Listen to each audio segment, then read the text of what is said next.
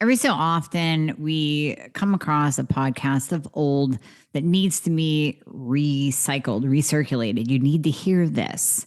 And I've seen so many of you on T4 only. We talk about this in the podcast. You're on T4 only. You're suffering. Your doctor won't add in T3, won't do anything else. So you need to understand that if you are on T4 only, there's a 99% chance that that is the reason why you're still suffering with symptoms. That is why you're struggling. So let's back up. Let's gather the info as to the why so that you can be educated, so that you can be your best patient advocate. You can be your own patient advocate and the best one at that. And you can have an educated conversation with your doctor based on what you learn here, because I give you those tools. And if you have that conversation and your doctor is glassy eyed or dismisses you or gaslights you to where you walk out thinking you're crazy, then it's time to get a new doctor. So listen to this episode. As I always say, take notes, but listen to this episode and really think if it applies to you or not. If you are on T4 only, if your doctor keeps going up, up, up in your T4 medication, thinking that it's going to make you better, if your doctor is randomly dispersing your T4, meaning you take 100 micrograms this day and on Saturday or Sunday, you don't take any at all, or you increase to 150, anything like that, you got to run. You got to run far, far away, or you have to make the decision just to stay fat and tired, because that's how you're going to be the rest of your life on T4 only. So let's start with the basics. If you still have a thyroid, this applies to my total thyroidectomy, partial thyroidectomy, and still having a thyroid patients. So all of y'all. So this is going to be a game changer for you. And you can probably hear the excitement in my voice. The latest introduction, the latest member of the family to the Fixer line is Metabolism Fixer. And this, oh my God, I formulated this just for all my people out there that need to lose weight, that need help in the weight loss department, that can't lose weight no matter what they do, that feel like they have a slow metabolism, and that might be thinking of trying all those peptides out there, you know, the Beverly Hills soccer mom drug of choice for weight loss peptides. Or even if you're on them already and you're like, man, these are really expensive and I'm still not losing weight, add in Metabolism Fixer. Here's what I did. I took the power of T2, which increases your basal metabolic rate while you are sitting there watching Netflix. You're burning fat while you're watching Netflix. I combined it with a very unique patented ingredient called Suppressa. Suppressa has multiple clinical trials backing its efficacy in reducing your appetite, decreasing snacking, and providing way more control over your food intake. It is amazing. We also see improved emotional well-being, just decreased food cravings all around, reduced hunger, and weight management. Add on top of that, we have green tea extract, we have purple forest purple tea extract, both of which affect the metabolism in a very positive way without the jitters of normal fat burning supplements out there from the 1980s and 90s, right? The ones that made you feel like you're having a heart attack. You will not have that in any of my supplements, Thyroid Fixer or Metabolism Fixer. But Metabolism Fixer, ooh, yeah, we kicked it up a notch. It is in powder form, so you can drink it through your day. It's going to flavor your water. We got Orange Crush and Refreshing Citrus. I love them both. It is going to keep you under control all day long. So you throw a couple scoops in your water bottle in the morning, throw a scoop or two in your water bottle throughout the day. You will have fat burning and appetite control the entire day for what? An eighth of a price of the peptides? Oh my God, you can't go wrong. So grab some Metabolism Fixer today. Please let me know how you do on it. I am super excited for you. Super excited. If you still have a thyroid, then your thyroid, even if you have Hashimoto's, the autoimmune form of hypothyroidism, you are producing some T4 and T3. So if you're on medication, if you're on that T4 only, then what your doctor is doing is replacing the T4 medication that, let's say, your thyroid once produced a lot of, but then that T4 has to convert over to T3. So your thyroid gland produces T4 and T3. You're taking T4. So that T4 combined with the T4 that your thyroid still produces a little bit of, depending on what stage of Hashimoto's you're in, you're still producing a little bit, that has to convert over. So that has to convert to free T3, the active thyroid hormone.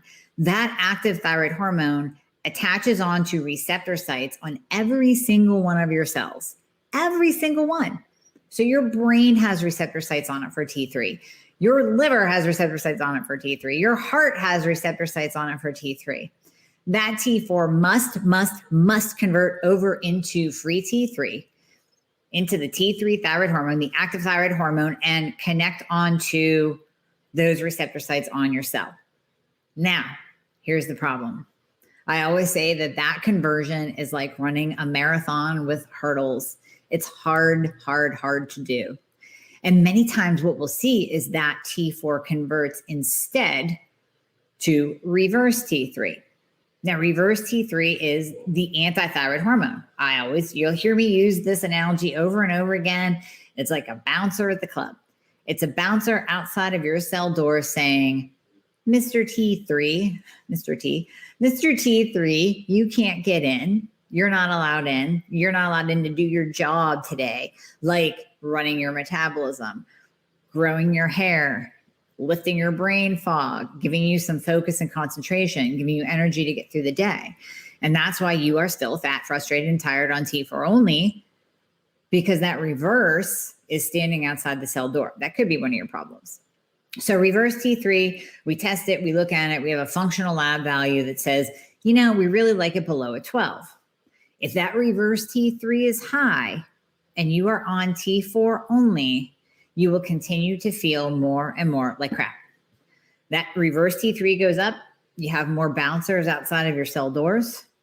T3, what's in there, can't get in, and your hypo symptoms continue and get worse and worse and worse. So they build upon themselves. Maybe you started with just fatigue. Then you put on those extra 20 pounds. Then you figured out that you can't even finish a sentence because of your brain fog. Then you started having constipation. So they're going to build upon itself. All the while you're saying, hey, my doctor says I'm normal. He's doing all the testing, she doing all the testing, right? Normal, quote unquote, but I still feel like crap. Well, is your doctor testing reverse T3? Is it above a 12? Or are you just taking T4 only? Those are the questions to ask yourself. And then we look at your free T3 level. So if all that T4 that you're taking in only converts to reverse T3 or free T3, let's look at your free T3 level. Are you getting that tested? Bet you 9 out of 10 of you aren't. So grab your labs, look for free T3 on your labs. That we really want in the upper quadrant. So I say 3.5 or above, but I know many of you listeners are from other countries, so we have to say the upper quadrant of that range. Now, that being said, you can go over the range too. Your optimal might be different from Susie Q's optimal over here. And just like my optimal is different from your optimal. So 3.5 or above, yes, you can crest over that range. We need to test the free T3 to know how much active thyroid hormone is in your body. So let's go all the way back. You have a thyroid. Thyroid is producing T4 and T3, but you're on T4 because you have hypothyroidism or Hashimoto's. You've been diagnosed. Your doctor's giving you T4. T4 only. Keeps testing you. Keeps testing that TSH and free T4. Keeps telling you you're normal, or maybe gives you more T4. So then we just keep going up and up and up in the dose. So now your dose is increasing. You feel worse. Your dose is increasing. You feel more like garbage. You get more hypo symptoms. Is anybody testing your reverse T3 and free T3? Probably not. So here you are stuck on T4 only. Why are you still staying on T4 only? Well, because my doctor told me I have to, and he increased my dose and said that everything was fine and told me I was normal. But if you don't feel good, if you don't feel like yourself, like you used to, if you don't recognize the person in the mirror, then that's not optimal. Then that means you are not okay. And you cannot accept normal from your doctor as he continues to increase your T4. Okay, so let's go back to the beginning. You have had a partial thyroidectomy or total thyroidectomy. So now we're taking a piece of your thyroid out, maybe a piece, maybe the whole thing. And then let's follow the logic on this. Then we give you T4 only. And we say, here you go, good luck. We hope you convert because we're not giving you any T3. Remember that thyroid gland that you used to have or that was all there at one point in time? That used to produce T4 and T3. It produced 2 thyroid hormones. It gave you a little bit of the active thyroid hormone. It gave you a little bit of T3 when it was there and it was working. And it also gave you T4. T4 is your storage. That's the storage. So T4 has to convert, remember. So now you have no thyroid or half of one, and we're giving you T4 only. And we are what? You guys have heard me say this before, crossing our fingers and wishing on a rainbow that it converts over to T3. But nobody, still, we poor thyroidectomy patients, nobody's testing your reverse T3. Nobody's testing your free T3. At this point, it makes even less sense to test your TSH or even look at it because what difference does it make? You don't have a thyroid anymore anyways. So thyroid stimulating hormone, what's there to stimulate? You don't have a thyroid gland anymore for my total thyroidectomies, my TTs. My PTs, you still have one. Yeah, we can take a peek at your TSH, but we really need to look at that reverse T3 and free T3. If we don't, you're screwed. You're going to be suffering with hypo symptoms and it's going to get worse and worse and worse. And you're going to be told that you're normal. And then you're going to progress into here's a Band-Aid, Susie Q. Here's a Band-Aid for you, Sally. Here's an antidepressant. Here's a blood pressure medication. Here's a statin. Here's a water pill. And maybe we'll even put you on some birth control because, it sounds kind of like hormones, even though we didn't actually test your hormones. Your hormones are messed up. Here's a birth control pill.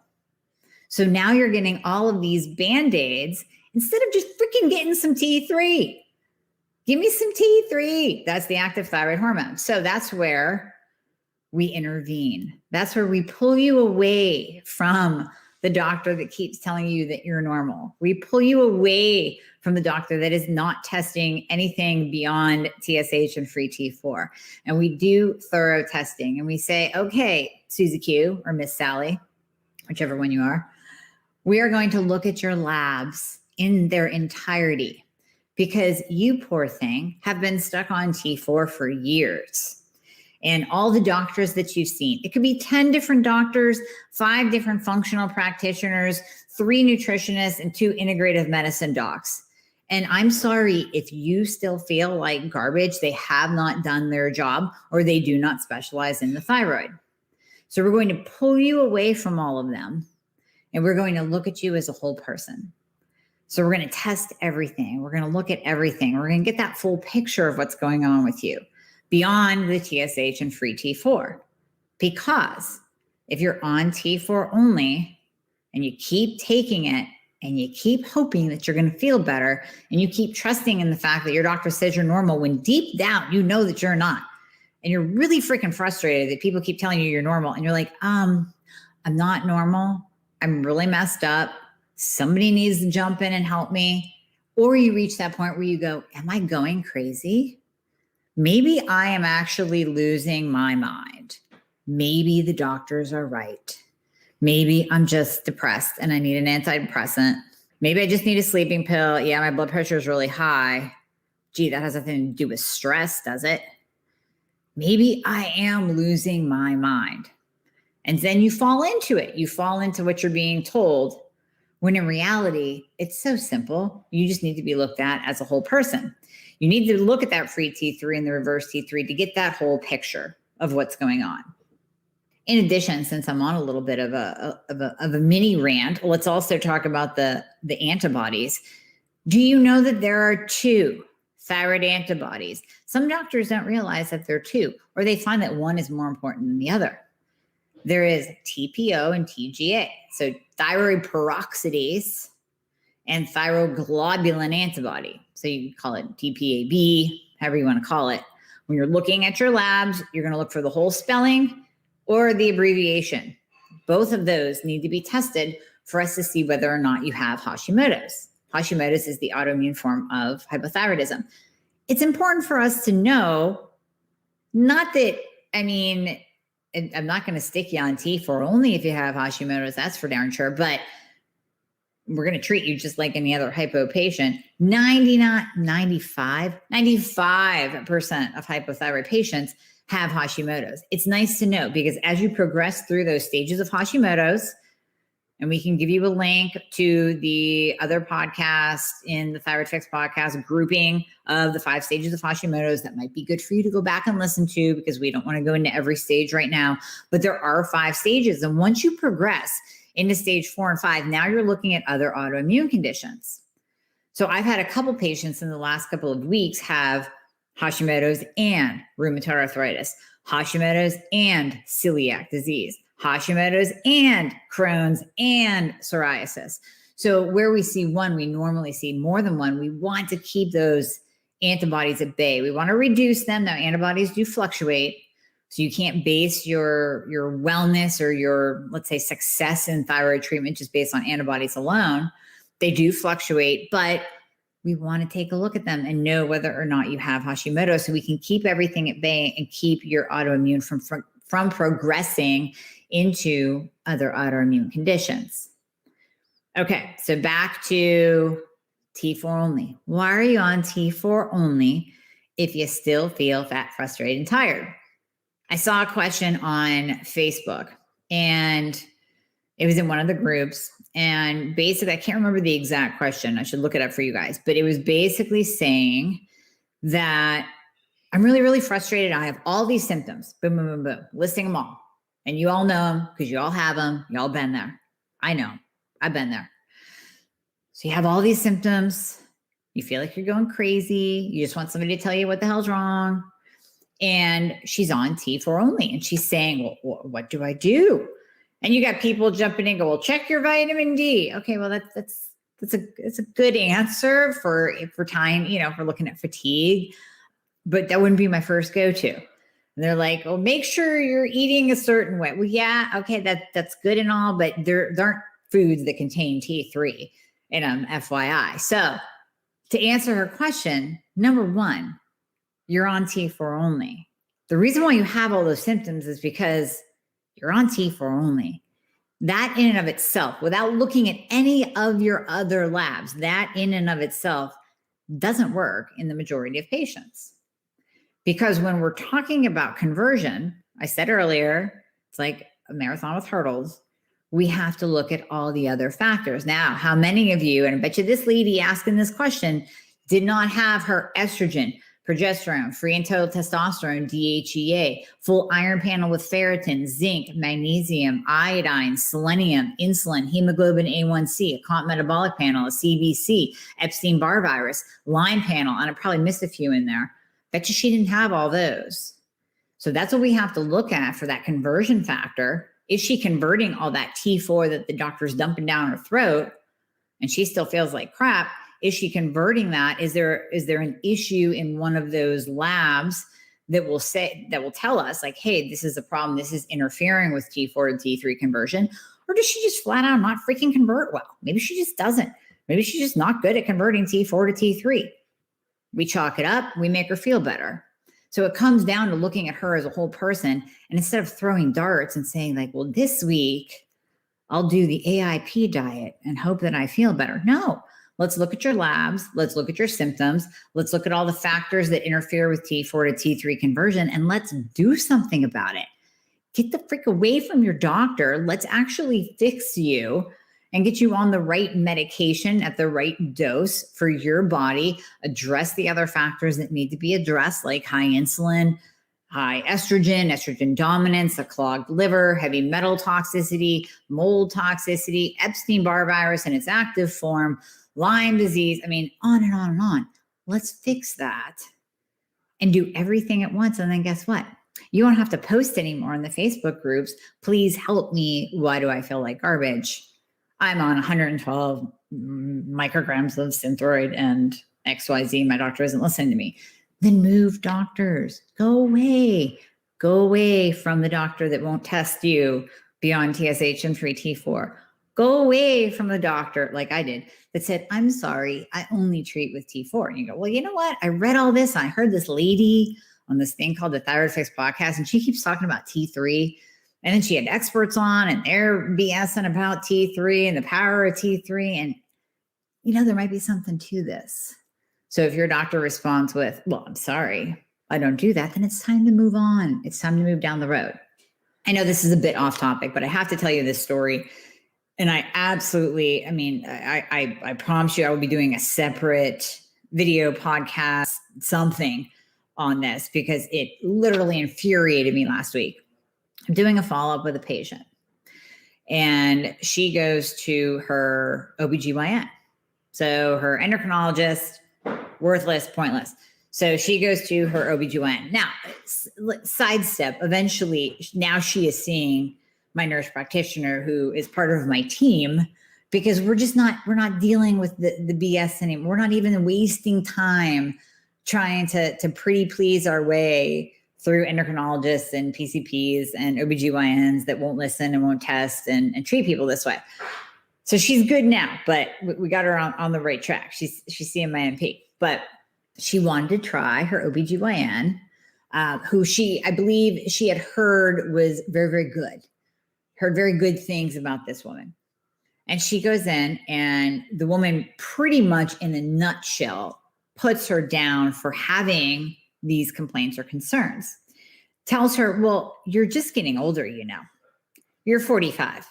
You're never going to have a 25-year-old body. So you might as well forget that.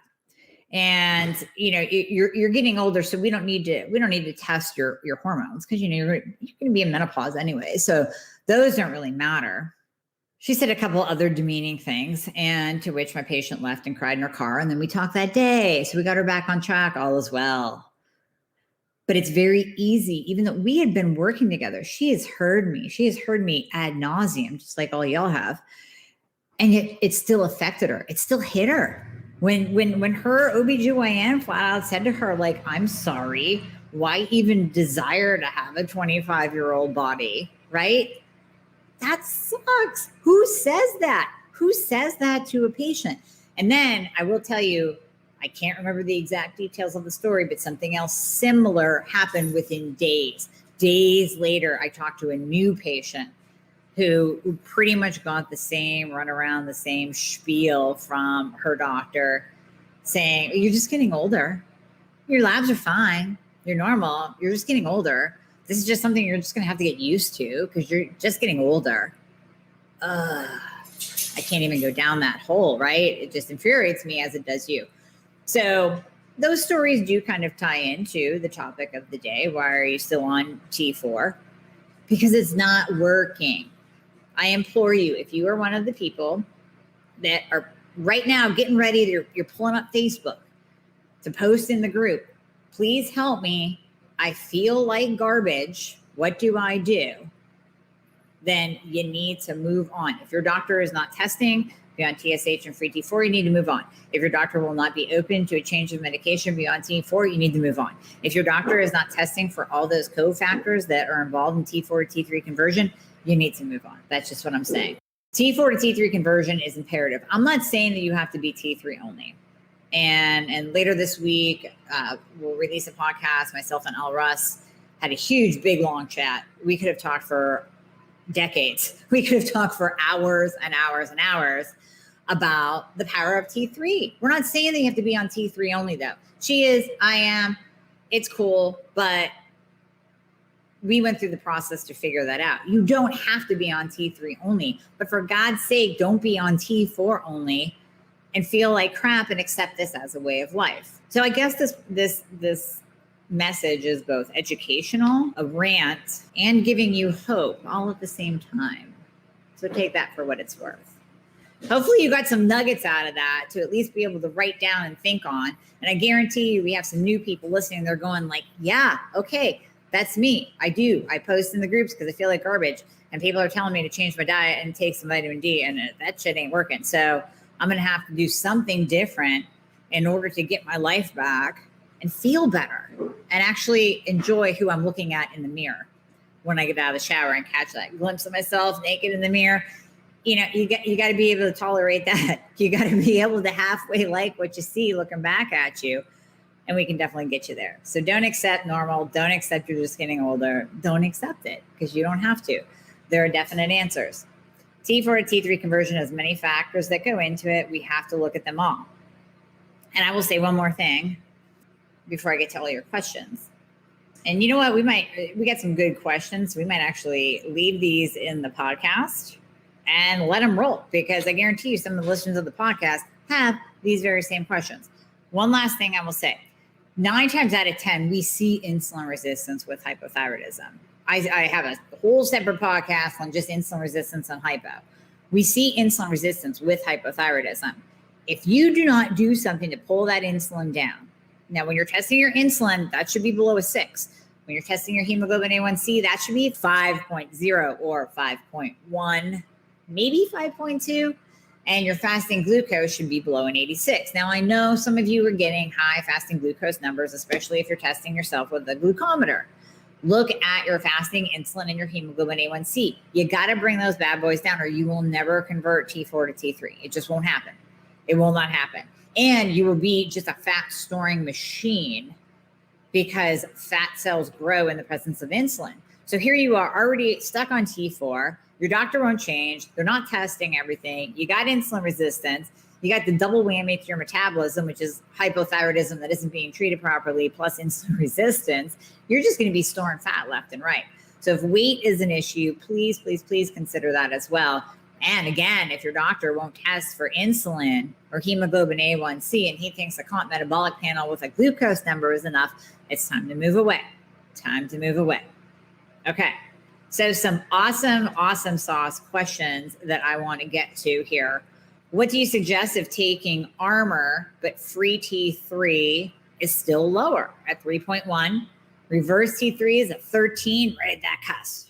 How do you increase the T3? That's a great question. So when you're on Armour, listen, just because you're on Armour and you're taking some T3, it's not the, it's magical, but it's not the,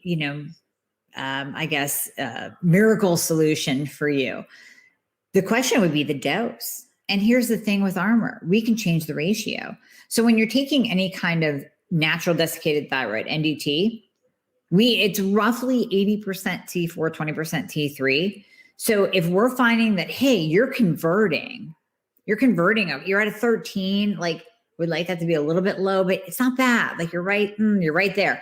And then we check everything else. So we're checking your iron, we're checking your ferritin, your zinc, your iodine, your magnesium, your selenium, your estrogen, your insulin, your A1C, all of that good stuff. Your cortisol. Did I mention cortisol before? I didn't. Cortisol and stress level.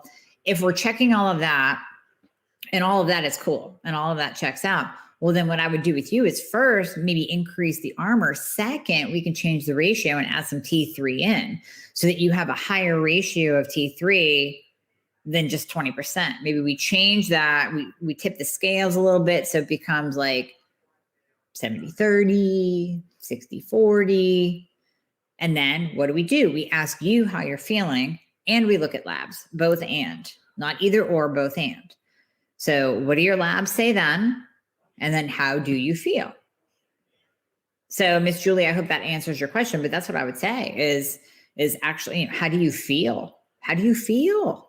And that's the big thing. Don't just go by your labs.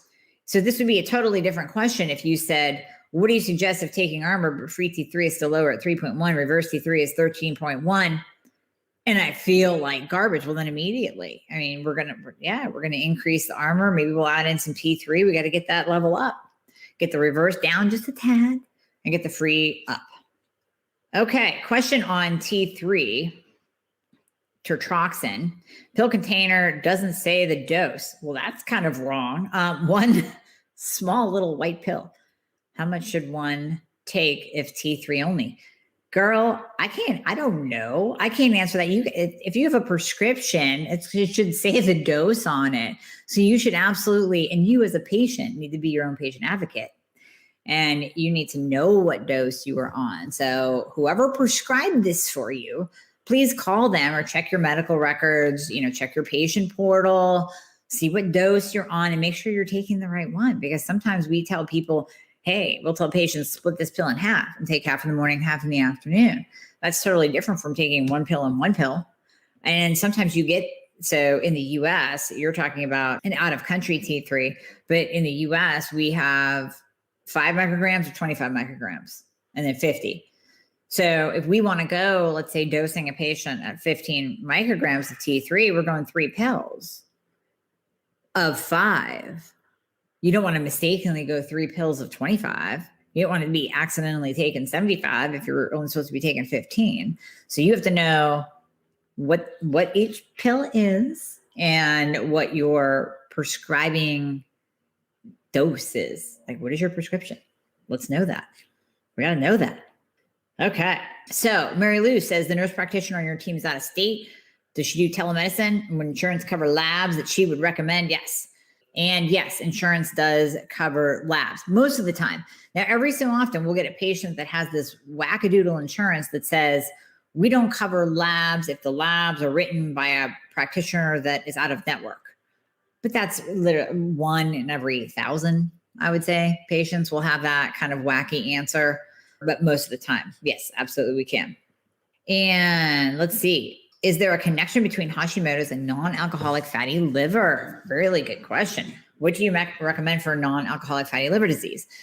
So with Hashi, we often see high insulin. So I said insulin resistance, type 2 diabetes.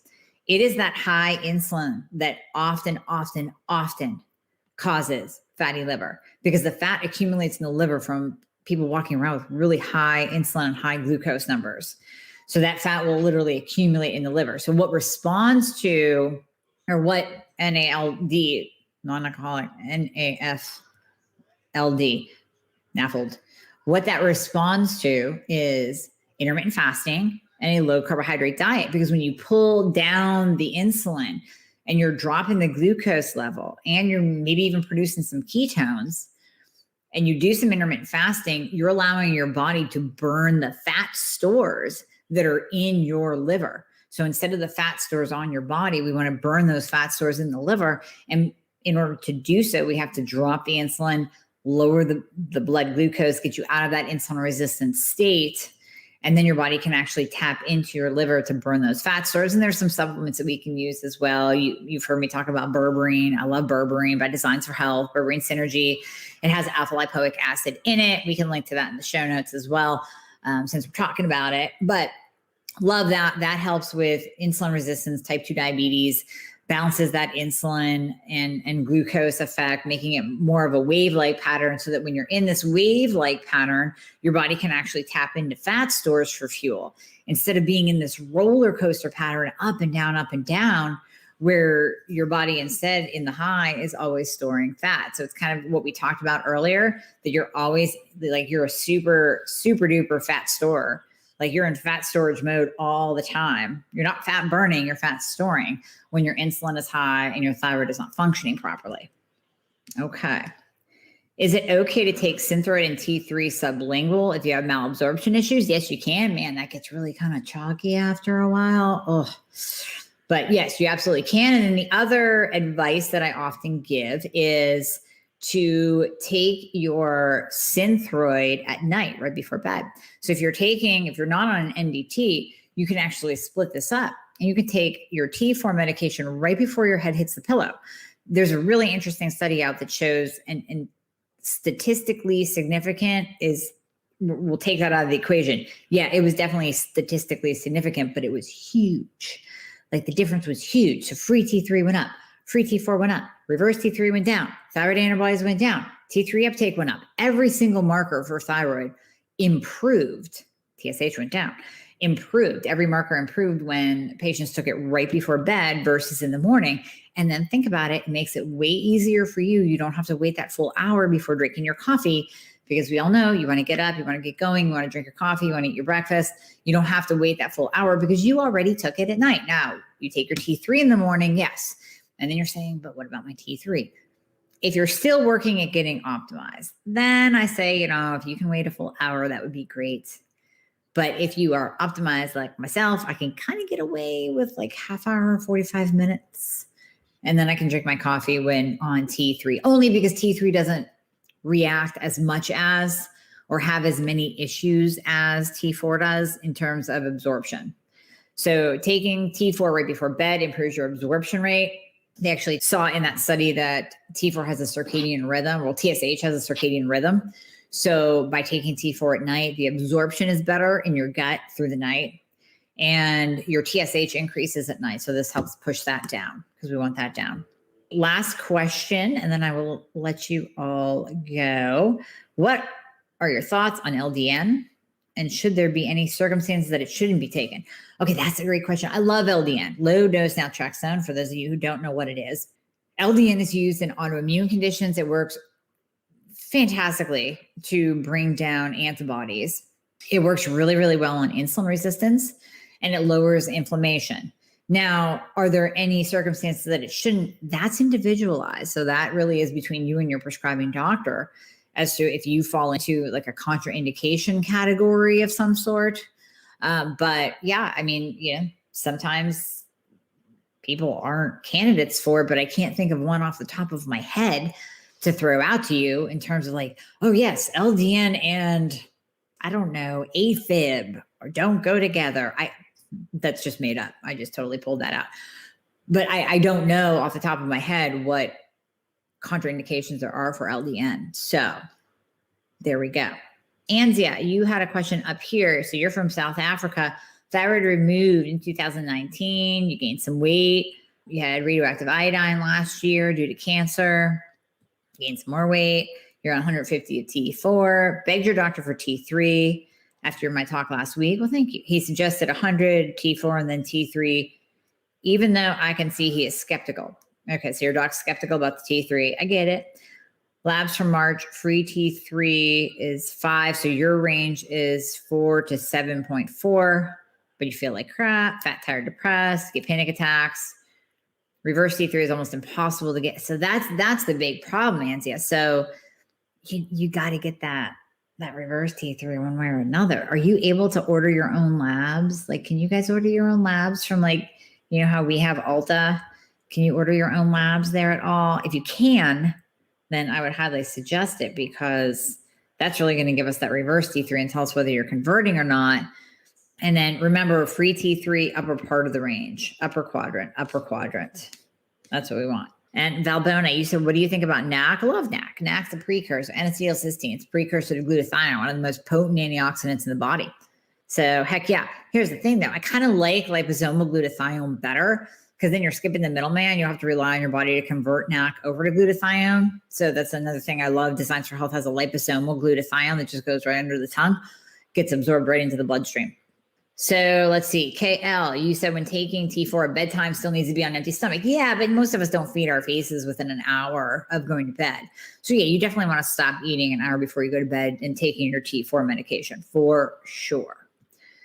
All right, everyone. I hope this helped. I felt like I said, I felt compelled to do just even a short segment on T4 because I keep seeing it. And it's funny, I think, and I can speak to my admins of Attuned. I mean, you guys are so knowledgeable.